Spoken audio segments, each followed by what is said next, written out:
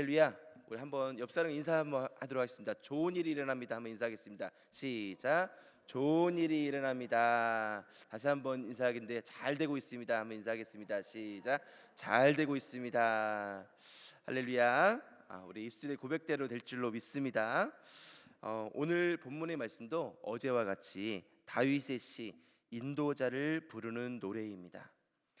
그런데 오늘 본문 시편 21편은 또 시편 20편 어제 20편과 연작으로 이루어지는데요. 다시 말해서 짝으로 이루어집니다. 그래서 좀 비슷한 내용들이 많이 있는데 또 각 내용들은 반대되는 개념도 있습니다. 오늘 시편은 전쟁에서 승리하고 돌아오는 다윗 왕에 대한 감사 기도와도 같은데요. 그래서 시편 20편을 어제 했던 20편을 출전가 전쟁을 나가기 위해서, 다시 말해서 많은 백성들과 이스라엘 백성들이 전쟁을 나가는 왕을 위해서 드려지는 출전가라고 한다면 오늘 21편은 개성가라고 할 수 있겠습니다. 우리 1절 말씀 이렇게 증가하고 있는데 1절 말씀 한번 같이 읽도록 하겠습니다. 여호와여, 왕이 주의 힘으로 말미암아 기뻐하며 주의 구원으로 말미암아 크게 즐거워하리이다. 아멘. 백성들은 노래하기를 왕 다윗이 전쟁에 이겨서 기뻐한다고 하지 않습니다. 또한 전리품을 많이 확보했기 때문에 기뻐한다고도 하지 않습니다. 주의 힘으로 말미암아 주의 구원으로 말미암아 기뻐하고 즐거워한다고 고백하고 있는데요. 백성들도 알고 있는 것입니다. 왕이 전쟁터로 가서 승리를 거두었던 것은 이스라엘의 군사력이 막강했기 때문이거나 왕이 전략과 전쟁의 전술을 잘 짜고 군인들이 용맹하기 때문에 이겼던 것이 아니라 하나님께서 능력을 베푸셨기 때문이고 하나님께서 건져 올려주셨기 때문임을 우리 시편 기자는 잘 알고 있었습니다. 2절 말씀은 이렇게 증가하고 있는데요. 2절 말씀 같이 읽도록 하겠습니다. 그의 마음의 소원을 들어주셨으며 그의 입술의 요구를 거절하지 아니하셨나이다. 아멘. 이스라엘 백성들은 출정하는 다윗을 위해 시편 20편 5절에서 이렇게 말씀하고 있었던 사실을 어제 읽었습니다. 여호와께서 내 모든 기도를 이루어 주시기를 원하노라 라고 기도했었습니다. 그 기도가 이제는 그의 마음의 소원을 들어주셨으며 라고 기도하고 있는데요. 마음의 소원을 들어주시고 입술의 요구를 거절하지 않으셨다는 의미는, 다시 말해서 다윗이 하나님을 향해 소리를 내어 기도를 드린 것뿐만 아니라 마음으로 생각한 것까지 다 들어주셨다는 의미입니다. 우리가 입술로 고백하는 기도 제목도 물론 들어주시지만 우리 고백하지 못할 때도 있거든요. 정말로 우리가 힘들고 지칠 때는 우리의 그 입술로 고백하지 못할 때도 있는데 그 기도까지도 들어주셨다는 의미입니다. CCM 가사 중에 하나님의 사랑을 사모하는 자로 시작되는 주만 바라볼지라라는 찬양이 있습니다.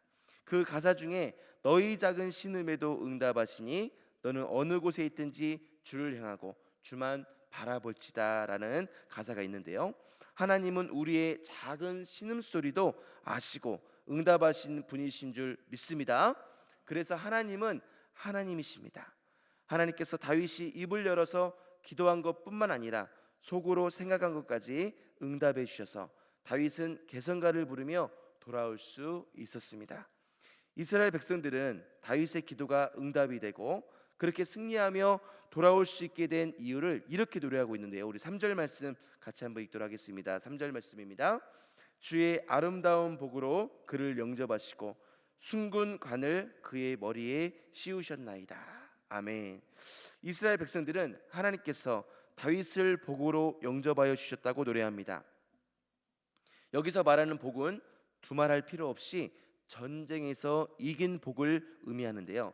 그런데 복 앞에 아름다운이라는 수식어가 있습니다. 아름다운의 문자적인 의미는 좋은입니다. 다윗에게 이번에 아름다운 복은 전쟁에서 승리한 복이지만 우리의 눈으로 보기에 다윗의 인생에서 아름다운 인생만 있었던 것은 아니죠. 아름답지 못하게 보이는, 즉 좋아 보이지 않은 때도 있었습니다.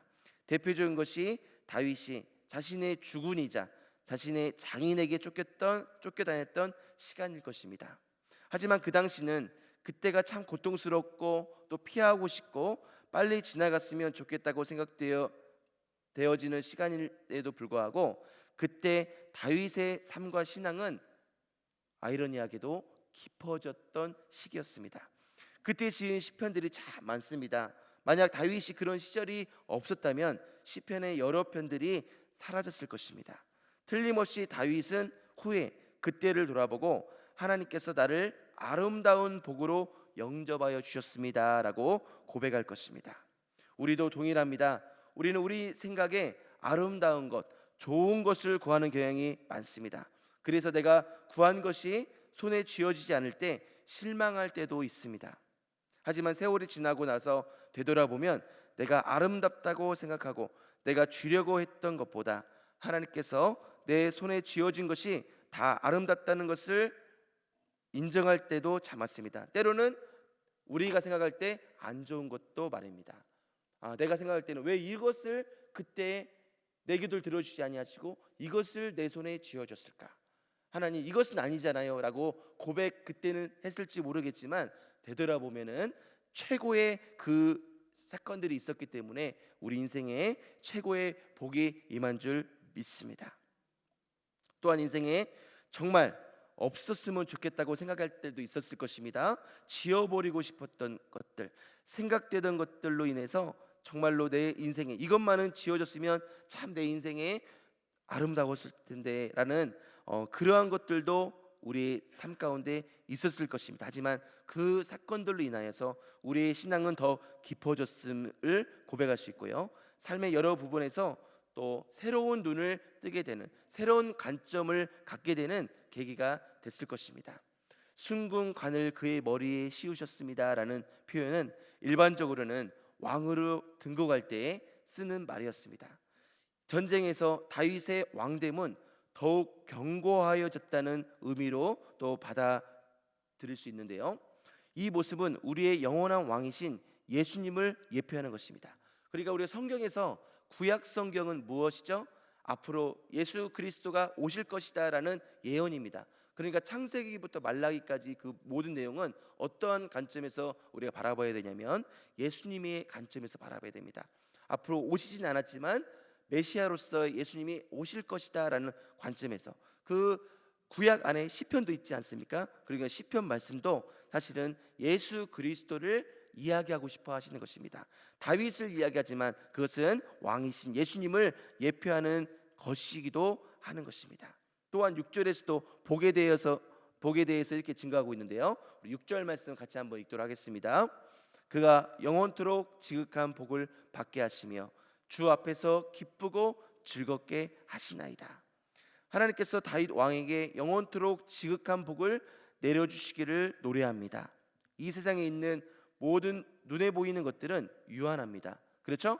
반드시 없어질 때가 있다라는 말입니다. 하지만 하나님은 영원하신 분이시기에 하나님께서 주시는 복이 영원합니다. 이 약속은 다윗에게 신비하게 이루어지는데요. 다윗은 하나님의 성전 짓기를 간절히 소원했습니다. 하지만 하나님은 허락하셨을까요? 허락하지 않으셨을까요? 허락하지 아니하셨습니다. 그리고 이렇게 말씀하셨습니다. 사무엘하 7장 13절에서 16절은 이렇게 증가하고 있는데 제가 한번 읽어드리도록 하겠습니다. 그는 내 이름을 위하여 집을 건축할 것이요 나는 그의 나라 왕위를 영원히 견고하게 하리라. 나는 그에게 아버지가 되고 그는 내게 아들이 되리니 그가 만일 죄를 범하면 내가 사람의 매와 인생의 채찍으로 징계하려니와 내가 내 앞에서 물러나게 한 사울에게서 내 은총을 빼앗은 것처럼 그에게서 빼앗지는 아니하리라. 내 집과 내 나라가 내 앞에서 영원히 보존되고 내 왕위가 영원히 견고하리라 하셨다 하라. 아멘. 하나님께서 다윗이 전쟁에서 피를 너무 많이 흘렸으므로 성전을 짓는 것을 허락하지 않으셨지만 그 아들 솔로몬으로 하여금 성전 즉 하나님의 집을 짓도록 허락해 주셨습니다.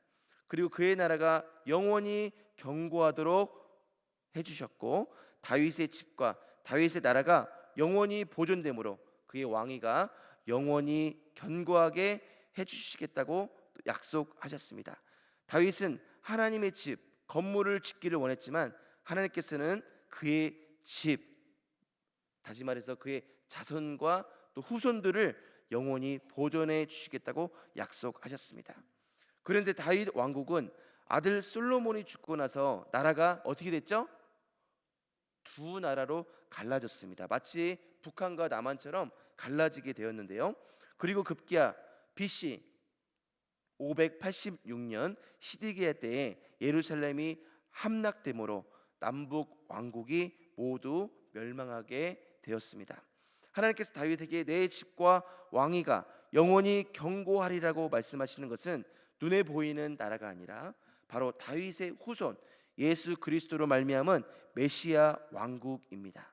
그래서 이 시편이 다윗이 전쟁에서 승리하고 돌아오는 것을 찬양하는 시편이기도 하지만 영원한 왕이 되시는 메시아를 찬양하는 시편이 되기도 하는 것입니다. 계속해서 7절 말씀은 이렇게 증거하고 있는데요. 7절 말씀 같이 읽도록 하겠습니다. 왕이 여호와를 의지하오니 지존하신 이의 인자함으로 흔들리지 아니하리이다. 아멘. 다윗의 삶과 신앙이 우러러 보이는 것은 그는 양을 치던 목동이었을 때도 하나님을 신뢰했었고요, 왕이 되어서도 하나님을 신뢰했다는 것입니다. 다윗 시대의 왕들은 거의 신의 버금가는 대접을 받던 시절입니다. 지금 대통령과는 차원이 다릅니다. 그때는 거의 신의 버금가는, 다윗이 한번 명령하면요 사람을 죽일 수도 있고 살릴 수도 있었을 그런 시대였습니다. 그럼에도 왕이 여호와를 의지하오니라고 말하고 있습니다. 즉 다윗 주변의 사람들이 보아도 다윗은 자신에게 있는 막강한 권력을 휘두르지 아니하고 하나님을 의지하였다고 합니다.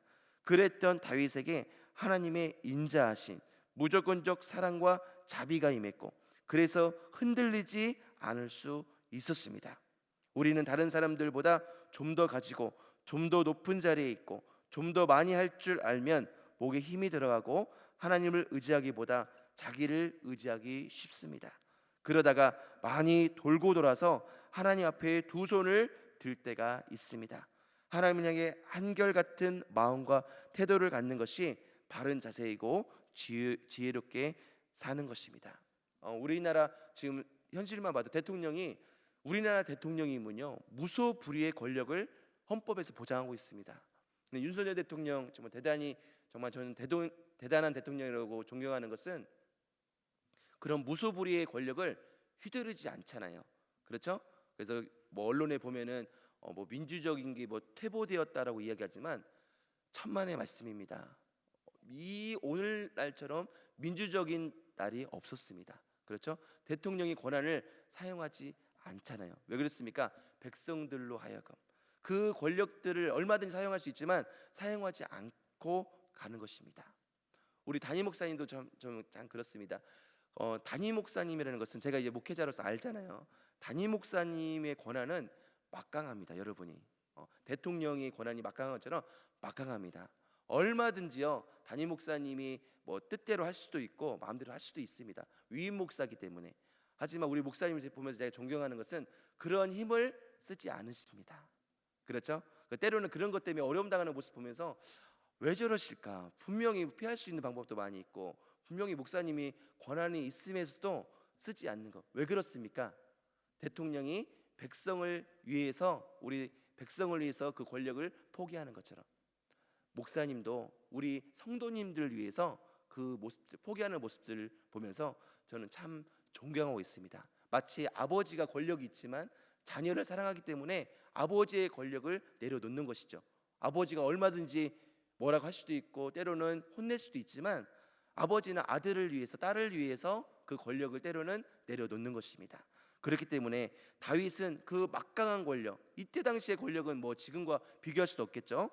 마치 지금 북한 정권의 김정은이 사람을 죽일 수도 있고 하는 것처럼 이때의 권력은 정말로 엄청난 권력이었습니다. 하지만 그 모든 권력을 내려놓고 하나님을 향해 한결같은 마음과 태도를 갖는 것이 정말 하나님 보실 때는 너무나 기뻤고 백성들이 봤을 때도 참 존경스럽게 봤다라는 것입니다. 오늘 본문 1절에서 7절에는요, 시제가 과거와 현재가 혼용되어 사용되는 반면에 8절에서 13절에는 미래 시제로 표현되어 있습니다. 그것은 과거와 현재에 함께 하신 하나님께서 미래에도 함께 해 주실 것을 확신한다는 의미입니다. 8절 9절이 이렇게 증가하고 있는데요, 우리 8절 9절 한번 읽도록 하겠습니다. 왕의 손이 왕의 모든 원수들을 찾아내미며 왕의 오른손이 왕을 미워하는 자들을 찾아내리로다. 왕이 노하실 때에 그들을 풀무불에 갖게 할 것이라. 여호와께서 진노하사 그들을 삼키시리니 불이 그들을 소멸하리로다. 아멘. 손은 하나님의 힘을 뜻합니다. 느헤미야에 보면은 내 하나님의 선한 손이 나를 도우심으로라는 말이 반복해서 나오는데요, 힘이 있으신 하나님의 손은 선하시기까지 하다고 합니다. 또한 오른손은 하나님의 능력을 상징한다고 말씀을 드린 적이 있습니다. 이사야서 41장 10절 말씀에 아주 또렷하게 나타나고 있는데요, 두려워하지 말라, 내가 너와 함께함이라. 놀라지 말라, 나는 내 하나님이 됨이라. 내가 너를 굳세게 하리라. 참으로 너를 도와주리라. 참으로 나의 의로운 오른손으로 너를 붙들리라. 아멘. 오른손으로 붙든다는 것은 하나님의 전 능력으로 함께 하신다는 뜻입니다. 약속입니다. 그런 하나님의 능력으로 원수들을 물리쳐 주시겠다고 말씀하고 계십니다. 정말 말씀만 들어도 힘이 되는 말씀이 아닐 수 없습니다. 우리 인간의 말은 말뿐으로 끝나지만 하나님의 말씀은 능력으로 역사하시는 줄 믿으시기 바랍니다. 우리 10절 12절 말씀 같이 한번 읽도록 하겠습니다. 왕이 그들의 후손을 땅에서 멸하며 그들의 자손을 사람 중에서 끊으리로다. 비록 그들이 왕을 헤아려 하여 음모를 꾸몄으나 이루지 못하도다. 왕이 그들로 돌아서게 하며 그들의 얼굴을 향하여 활시위를 당기리로다. 아멘.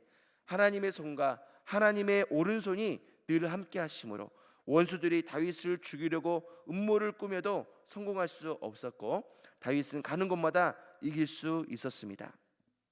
그래서 이스라엘 전 역사에서 다윗, 솔로몬의 시대가 가장 부강할 때였고 가장 넓은 영토를 차지할 때였습니다. 그때를 우리나라 삼국시대로 말씀드리면 광개토 대왕 아시죠? 광개토 대왕이 고구려의 19대 왕이었거든요. 이때 굉장히 우리나라 영토가 넓혔습니다. 그 광개토 대왕의 그 맏아들이 장수왕이었습니다. 바로 그 왕위를 이어받았던 고구려 20대 왕이었는데요, 이 광개토 대왕 장수왕 때 우리나라가 굉장히 넓었는데 그때가 영토가 지금 가장 넓었을 때였습니다. 그때는 광활한 만주 벌판이 다 고구려의 영토였습니다. 하지만 다윗 시대가 아무리 왕성했다고 해서 모든 대적을 물리쳤던 것은 아니었습니다. 그때는 주님께서 심판주로서 다시 오실 때 모든 대적이 사라지는 때가 임하게 될 것입니다. 오늘 본문은 이렇게 마무리하고 있는데요, 우리 13절 말씀입니다. 13절 말씀을 같이 한번 읽도록 하겠습니다. 여호와여, 주의 능력으로 높임을 받으소서. 우리가 주의 권능을 노래하고 찬송하게 하소서. 아멘. 하나님의 능력을 경험한 다윗 왕과 백성들은 주님의 능력과 주님의 권능을 찬송합니다. 다윗이 전쟁에서 승리하였다고 해서 그 승리가 자기가 잘해서 갖게 된 것이라고 착각하거나 하나님의 영광을 가르치려고 하지 않고 하나님께 돌려야 할 것을 돌릴 줄 아는 지혜로운 주님의 백성이었습니다. 여러분, 혹시 여러분 삶 가운데 부유한 재물이 있으십니까? 자녀들이 혹시 잘 되셨습니까? 권력이 있으십니까? 그렇다면 그것은 여러분이 잘한 것보다도 여러분의 뒤에서 여러분의 잘 될 수 있도록 도와주시는 하나님의 손길이 있었음을 고백할 수 있길 바랍니다. 그것이 진정한 크리스찬의 자세일 것입니다. 다윗은 그 당시에 다른 왕들이 가는 길을 가지 않았습니다. 오직 하나님께서 원하시는 길, 하나님께서 기뻐하시는 길을 걸어갔습니다. 하나님께서 마음과 정성을 다해서 심어주신 삶의 자리에서 다윗은 세상 왕들의 길이 아니라 하나님께서 보여주신 바로 엑스 호도스의 길을 갔던 것입니다. 엑스는 뭐뭐의 밖에라는 뜻이고 호도스는 길이라는 뜻입니다. 엑스 호도스는 뭐뭐 밖에 또 길이라는 합성어인데요, 애굽에서 뛰쳐나가 하나님의 내시는 새로운 길에 들어서는 것이 바로 엑스호도스의 길입니다. 애굽의 길은 노예의 길입니다. 하나님이 내신 길은 자유의 길입니다. 바로 이 자유의 길의 걸음으로 그는 3000년이 지난 지금도 우리의 믿음의 선진으로 우리 앞에 우뚝 서 있습니다. 오늘 하루 우리 모두도 하나님께서 마음과 정성을 다해 우리를 심어주신 삶의 자리에서 믿음의 길인 엑스호도스의 길밖의 길을 걸음으로 주님의 손과 오른손이 함께하는 복된 날이 되시기를 예수 그리스도 이름으로 축원드립니다. 우리 기도하겠습니다. 거룩하고 존귀하신 하나님 아버지, 참으로 감사합니다. 그렇습니다. 우리의 모든 은혜, 우리 주님께서 우리와 함께하지 아니하셨다면 우리는 쉼실조차 할 수 없고, 우리의 가정, 자녀들 지켜주신 것도 하나님의 은혜임을 고백합니다. 하나님, 우리 그 은혜 절대 잊지 않게 도와주시고 정말로 교만함으로 넘어지는 일이 없도록 우리 주님께서 보호하여 주옵소서. 월삭 기도 헌금으로, 1,000번째 헌금으로, 또 여러 가지 기도 제목을 담아 감사 헌금으로, 또 1,000번째 작정 기도 헌금으로 주님 앞에 올려드리는 이 예물을 주님 흠양하여 주시고 주님 약속대로 30배, 60배, 100배, 1000배로 갚아 주시옵소서. 오늘도 주께서 일하실 줄로 믿사옵고 예수님의 이름으로 간절히 기도드리옵나이다. 아멘.